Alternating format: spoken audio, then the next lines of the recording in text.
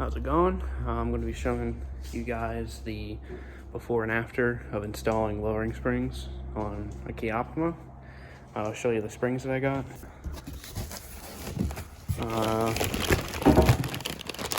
Front springs, rear springs. It says they're going to drop it about 1.5 inches. So I guess we'll have to see tomorrow how it looks. I'm also putting an axle in my car because I broke mine. But yeah, I'll just show you guys the steps, I guess. It's not really going to be a tutorial because I'm not good at those types of things. But yeah, I'll give you guys kind of the steps if you're trying to do this. And I'll give you guys a before and after. I just start right now, but the car's not here because it's broken down in my friend's driveway because I snapped an axle. But yeah, I'll be showing you guys how to do that, so stay tuned and we'll pick this up tomorrow. So this is where I'm currently at.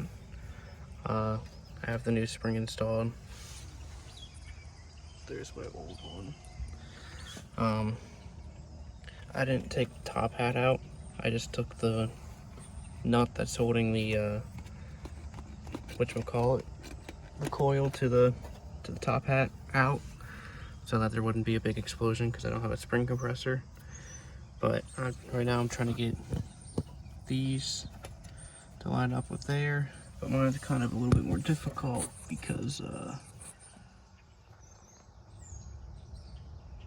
yeah, I have a snapped axle.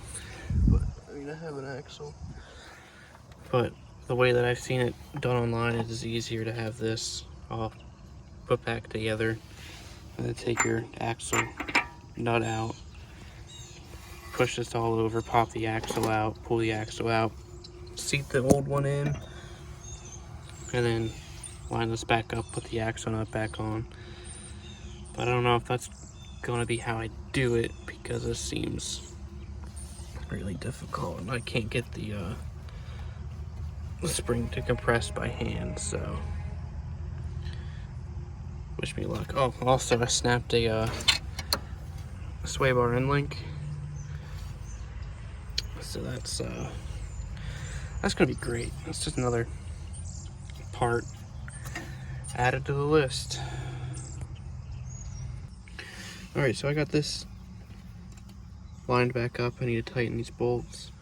Springs on. My lower control arm's disconnected, so I can pop my axle. I pull this over to the side and pop my axle out. I guess I want to start working on the back now. So I got the rear spring out. All you have to do is take the lower control arm bolt out. Looks like this. Where'd the other half go? Oh, right here. Looks like that. And the sway arm out. Not really out, but the bolt looks like this. It's a 17 mil. It goes right about there. I don't know if you can see that. And you kind of just push down like that, and you'll be able to pull the spring out and put the new ones in.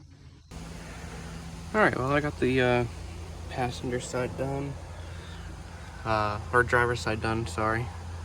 The passenger side has a new axle. Both springs are in the front and rear end. I'm doing the driver's side, front and rear. Front's done. Working on the rear.